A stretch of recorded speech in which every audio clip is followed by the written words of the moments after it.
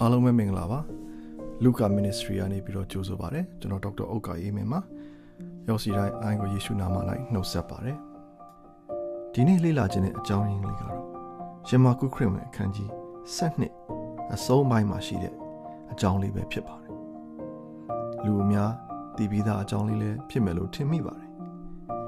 ကြီးမားတဲ့ပေးလူခြင်းလို့ကောင်းစင်တတ်တာပါတယ်အဲ့ဒီနေ့မှာဗိမာန်တော်ဝင်းထဲမှာလူတွေစီကားနေပါတယ်ယေရုရှလင်ဗိမာန်တော်ဖြစ်တဲ့အတိုင်းပါရီရှဲတွေဇက်တုဂဲတွေတန်တပ်ပုဂ္ဂိုလ်တွေလည်းရှိနေကြပါတယ်လူအများကမိမိတို့ရဲ့ပူဇော်စကားတွေကိုဗိမာန်တော်ဘန္နာလိုက်ထဲသို့ယူဆောင်လာကြတာကိုလည်းတွေ့ရမှာဖြစ်တယ်တချို့ကတော့တိတ်တဆိတ်ပေးကြတယ်တချို့ကတော့လူတွေသိအောင်ပေးကြတာဖြစ်တယ်အဲ့ဒီလူအုပ်ကြားထဲမှာသခင်ယေရှုခရစ်လည်းတပည့်တော်နဲ့အတူရှိနေတာဖြစ်တယ်အဲ့ဒီအချိန်မတိုင်ခင်ကဆိုသခင်ယေရှုခရစ်ကပါရီရှဲဇဒ္ဒုကဲတွေနဲ့ကျမ်းတက်ပုဂ္ဂိုလ်တွေရဲ့မေးခွန်းတွေကိုဖြေကြားခဲ့ပြီးဖြစ်တယ်အဲ့ဒီအချိန်ရောက်တဲ့အခါမှာတော့ကျွန်တော်တို့သခင်ဟာတရားဟောမနေတော့သူကြည့်ရှုဆင်ခြင်နေတာဖြစ်ပါတယ်သူကြည့်ရှုဆင်ခြင်နေတာကဗိမာန်တော်ရဲ့အလှအစောအုံတွေရဲ့ကြီးကျယ်ခမ်းနားမှုမဟုတ်ပါဘူးလူတွေဘယ်လိုပေးလှူနေကြသလဲဆိုတာကိုတော့ကြည့်ရှုနေတာဖြစ်ပါတယ်တယောက်ပြီးတယောက်ချမ်းသာတဲ့လူတွေကဘန္နာလိုက်ထဲကိုလာပြီးငွေအများကြီးထည့်ကြတယ်ငွေကြတဲ့နေတော့ကျေလောင်နေကြတာဖြစ်တယ်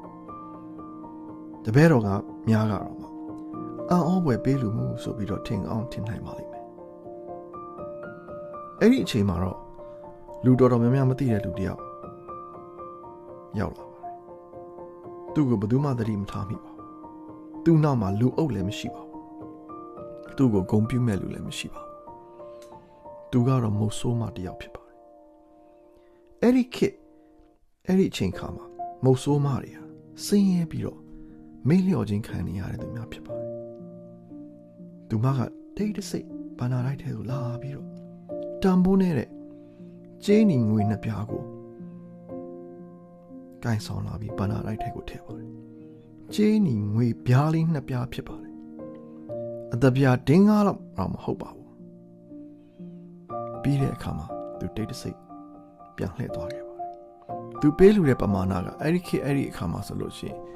ငွေကြေးအပြင်တန်ဖိုးအနည်းဆုံးပမာဏလေးဖြစ်မယ်လို့ယူဆရပါတယ်သူပေးလူတာကိုဘယ်သူမှမသိပေမဲ့သခင်ယေရှုကချက်ချင်းသတိထားမိပါတယ်တပည့်တော်တွေကိုခေါ်ပြီးတော့ဘာနာလိုက်ထဲသို့တွင်းချတော်သူအပေါင်းတို့ထက်ထိုစင်းရသားမုတ်ဆိုးမသည်တာ၍တွင်းချခဲ့ပြီဆိုပြီးတော့မိန့်ပါခဲ့ပါတပည့်တော်များလည်းအံ့ဩသွားမယ်လို့ထင်ပါတယ်ဘယ်လိုလုပ်ပြီးဒီမိန်းမကချမ်းသာတဲ့သူတွေထက်ပိုပြီးတော့ပေးနိုင်ပါလဲချမ်းသာတဲ့လူတွေကငွေအများကြီးပေးနိုင်ကြတာသူမကတော့ကြေးဝါငွေပြားလေးနှစ်ပြားပဲဖြစ်တယ်ဒါပေမဲ့သခင်ယေရှုကတော့တပည့်တော်တွေကိုမမေ့နိုင်တဲ့သင်ခန်းစာတစ်ခုသင်ပေးခဲ့ပါတယ်တပည့်တော်တွေကိုသင်ပေးုံသာမကသခင်ယေရှုကယနေ့ကျွန်တော်တို့ကိုလည်းသွန်သင်နေတာဖြစ်ပါတယ်ဘုရားသခင်ကလူတွေလိုမတိုင်းတာပါဘူးလူတွေကပမာဏကိုကြည့်ကြပါတယ်ဘုရားသခင်ကတော့နှလုံးသားကိုပဲကြည့်ပါတယ်ချမ်းသာတဲ့သူတွေကဘိုးရှန်တဲ့အထဲကနေပေးနိုင်ကြတယ်ပေးပြီးရင်လည်းအများကြီးရှိပါသေးတယ်ဒါပေမဲ့မုတ်ဆိုးမကတော့ထိုမိမ့်မမူကအလွန်ဆင်းရဲလျက်ပင်မိမိအသက်မွေးစရာဥစ္စာရှိသမျှကိုတွင်းချလေပြီဟုသခင်ယေရှုကမိန့်တော်မူခဲ့တာဖြစ်ပါတယ်ဒီမုတ်ဆိုးမကဘုရားသခင်ကိုကြံနာမပေးပါဘူးအကောင်းဆုံးကိုပေးခဲ့ရုံသာမကအားလုံးကိုပင်ပေးခဲ့တာဖြစ်တယ်ဒီသင်ခန်းစာကယနေ့ယုံကြည်သူတွေအတိုင်းပဲဖြစ်ပါတယ်လူအများကဘုရားသခင်ကိုပေးတဲ့အခါမှာကြံနာကိုပေးလိမ့်ရှိတယ်သုံးဆွဲပြီးမှကြံနာကိုပေးလိမ့်ရှိတယ် အချိန်ကြာမှဆုတောင်းကျမ်းစာဖတ်လေရှိတယ်အချိန်တန်မှကြာမှဖះเจ้าသွားလေရှိတယ်အားကြာမှအမှုတော်ဆောင်လေရှိတယ်ငွေကြာမှပေးလူတယ်အာယုံကြာမှဖះကိုတတိကြလေရှိပါတယ်ဒါပေမဲ့ဒီမိုးဆိုးမကတော့စစ်မှန်သောဝတ်ပြုခြင်းကြီးမားသောပေးလူခြင်းဆိုတာဘယ်လိုလဲဆိုတာကိုကျွန်တော်တို့ကိုတုံ့တင်နေတာဖြစ်ပါတယ်ပေးလူခြင်းဆိုတာငွေတွေမဟုတ်ပါဘူးဘဏ္ဍာရေးအားဖြင့်ပေးနိုင်တဲ့သူတွေမရှိပေမဲ့လူတိုင်းမှာဘုရားသခင်ကိုပေးနိုင်တဲ့အရာရှိပါတယ်ကျွန်တော်တို့ရဲ့အချိန်ဖြစ်ပါတယ်အချိန်ကတန်ဖိုးအကြီးဆုံးလို့လူအများပြောဆိုလို့ရှိပါတယ်လူတွေအလုပ်များကြပါတယ်လူတွေအချိန်ကုန်ပင်ပန်းကြပါတယ်ဒါပေမဲ့မေးခွန်းကတော့ဘုရားသခင်အတွက်သင်ဘယ်လောက်အချိန်ပေးပြီးပြီလဲဘုရားသခင်အတွက်သင်ရဲ့အကောင်းဆုံးအချိန်ကိုပေးဆက်ပေးပြီလားလို့မေးကြပါအချိန်ပေးခြင်းဆိုတာကဘုရားကျောင်းလာပြီးတော့ဘုရားကျောင်းမှာတန်ရှင်းလုံးမှာမဟုတ်ပါဘူးဆုတောင်းခြင်းဝတ်ပြုခြင်းကျမ်းစာဖတ်ခြင်း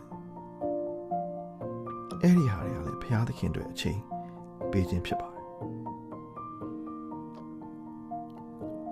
ငွေရှိသူများအတွက်ကတော့ငွေမပေးခြင်းတိုင်းငါတို့အချိန်ပေးပြီးပြီပဲဟုတ်ပြီးတော့စင်ကြီးပေးကအလှူငွေမပေးခြင်းဘဏ္ဍာရေးအဖြစ်အသင်းတော်ကိုမထောက်ပံ့ခြင်းမျိုးကိုတော့မလုပ်မိဘူးဒီကနေပြီးတော့တတိပေးလိုပါတယ်နောက်တစ်ခုကျွန်တော်တို့ပေးဆက်နိုင်တာကကျွန်တော်တို့ရဲ့အရေးအချင်းဖြစ်ပါတယ်ကျွန်တော်တို့တယောက်စီတိုင်းရဲ့အရေးအချင်းကလည်းဘုရားသခင်ရဲ့ပေးထားတဲ့ကောင်းကြီးမင်္ဂလာပဲဖြစ်ပါတယ်တချို့ကတော့တင် जा ပေးနိုင်ကြတယ်တချို့ကတော့တီးဆိုနိုင်ကြတယ်တချို့ကတော့အားပေးနိုင်ကြတယ်တချို့ကတော့ဥဆောင်နိုင်ကြတယ်တချို့ကတော့တိတ်တဆိတ်ကူညီနိုင်ကြတယ်ဘုရားသခင်ရဲ့နိုင်ငံတော်မိမိအရေးချင်းကိုဘုရားထံအနှံထားတဲ့သူတွေကြောင့်မလို့တိုးတက်နေတာဖြစ်ပါတယ်နောက်တစ်ခေါက်ပြန်ပြောပြရစီဘုရားသခင်ရဲ့နိုင်ငံတော်မိမိအရေးချင်းကိုသာဝရဘုရားထံအနှံထားတဲ့သူတွေကြောင့်မလို့တိုးတက်နေရခြင်းဖြစ်ပါတယ်နောက်တစ်ခုပေးဆက်နိုင်ကြတာကတော့ကြိုးစားအားထုတ်ခြင်းဖြစ်ပါတယ်စစ်မှန်တဲ့ပေးလူခြင်းအဖိုးခါရီအများကြီးပေးရလိမ့်ရှိပါတယ်လူတွေကိုချစ်တဲ့အလုပ်ဟာလွယ်ကူတဲ့အလုပ်မဟုတ်ပါဘူးသစ္စာရှိစွာအမှုတော်ဆောင်ဖို့အနစ်နာခံမှုတော်လိုပါလိမ့်မယ်ဒါပေမဲ့ဘုရားသခင်ကလူမမြင်တော့လဲသစ္စာရှိစွာဆက်လက်အမှုဆောင်နေသူများကိုမြင်တော်မူသောဘုရားကောင်းကြီးပေးတော်မူသောဘုရားဖြစ်ပါတယ်မှန်ပါတယ်ငွေကြေးပေးခြင်းကလည်းအယံကိုအရေးကြီးပါတယ်ငွေဟာလူရဲ့နှလုံးသားကိုအလွန်ဖန်ဆားနိုင်ပါတယ်ဒါကြောင့်မလို့သခင်ယေရှုခရစ်ကလည်းငွေကြေးအကြောင်းမကြာခဏပြောလို့ရှိပါတယ်အယံအရေးကြီးတဲ့အရာလေးတစ်ခုကိုထောက်ပြချင်ပါတယ်ငွေပေးခြင်းဟာအမှုတော်ကိုထောက်ပံ့ခြင်းတသက်မဟုတ်ပါဘူးငွေပေးလှူခြင်းဟာယုံကြည်ခြင်းဖြစ်ပါတယ်ဖခင်ကိုကိုးစားခြင်းဖြစ်ပါတယ်ဖခင်၌အနှံခြင်းဖြစ်ပါတယ်တစ်ခေါက်ပြန်ပြောပြရစီငွေပေးခြင်းကအမှုတော်ကိုထောက်ပံ့ခြင်းတသက်မဟုတ်ပါဘူးဖခင်သခင်ကိုယုံကြည်ခြင်းကိုးစားအနှံခြင်းဖြစ်ပါတယ်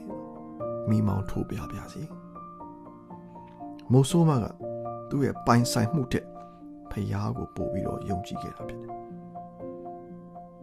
တပန်ခင်ရှုခရစ်ကရှမသက်ခရစ်ဝင်ခန်းကြီး6မှာလဲပေးကမ်းခြင်းနဲ့ပတ်သက်တဲ့အရာကိုသူပြောခဲ့ပါတယ်တင်ဒီအလှူဒါနကိုပေးသောအခါပေးကြောင်းကိုမထင်ရှားစေခြင်းကလက်ရတဲ့ပြုသည့်အမှုကိုလက်ဝဲ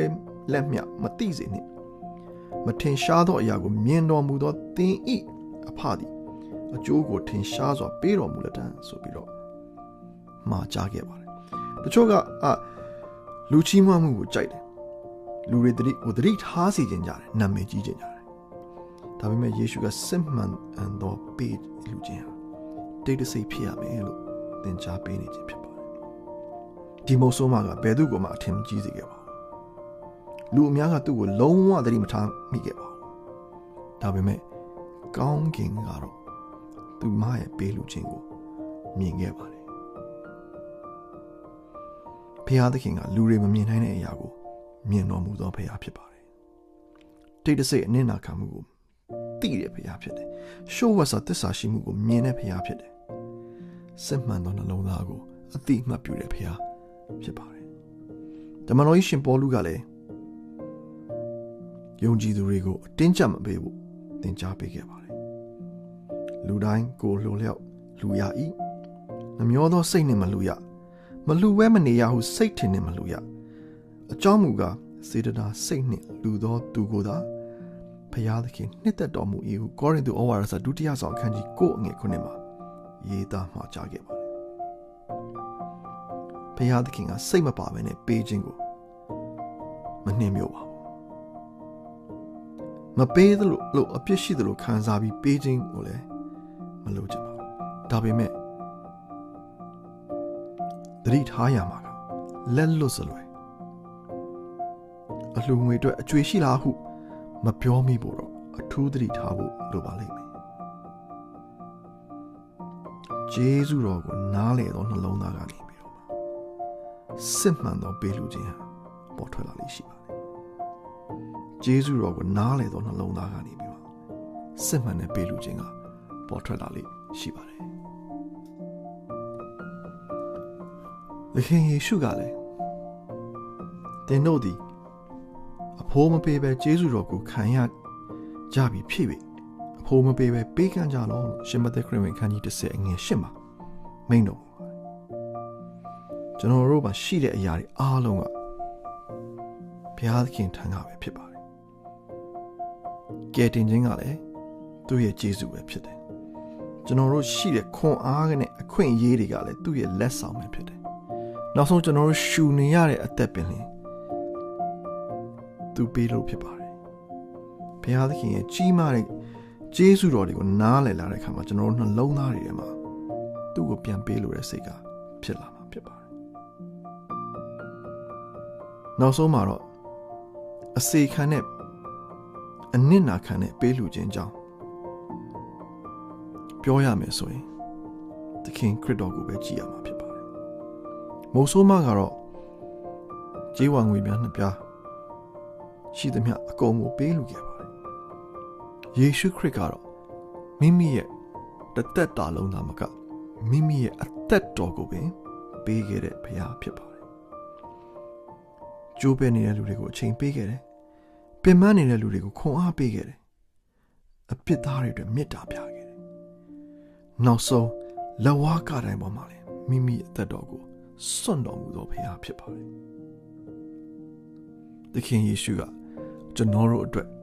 ကြံတာကိုပေးခဲ့တဲ့ဘုရားမဟုတ်ပါဘူးအကောင်းဆုံးကိုပေးခဲ့တဲ့ဘုရားဖြစ်ပါတယ်ဒီနေ့မှာတော့သခင်ယေရှုကကျွန်တော်တို့ကိုမေးခွန်းလေးတစ်ခုမေးနေပါတယ်မေးတဲ့မေးခွန်းကဘယ်သူပို့ပေးနိုင်တယ်လဲဆိုတဲ့မေးခွန်းမဟုတ်ပါဘူးသူကငါတင့်အတွက်အကောင်းဆုံးကိုပေးခဲ့ပြီလို့မေးခဲ့ပါတယ်တင်ကောငါအတွက်ဘာပြန်ပေးမှလဲလို့မေးနေပါတယ်ဘာကြောင့်လဲဆိုတော့ဘုရားသခင်ရဲ့နိုင်ငံတော်မှာအကြီးမြတ်ဆုံးသောပူဇော်တကားတွေကပမာဏနဲ့တိုင်းတာလို့မရပါဘူးတိုင်းတာလို့မရတဲ့မေတ္တာအနစ်နာယုံကြည်အနှံခြင်းတို့အားဖြင့်သာလျှင်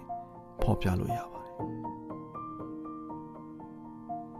ရောက်စီတိုင်းခွန်အားရမယ်လို့ယုံကြည်ပါတယ်ကြီးမားတဲ့ပေးလှူခြင်းကိုပေးလှူတတ်တဲ့သူများမှန်ကန်စွာပေးလှူတတ်တဲ့သူများဖြစ်ပါစေလို့ဆုတောင်းပို့တာပါတယ်ရောက်စီတိုင်းကိုဘုရားသခင်ကောင်းချီးပေးပါစေ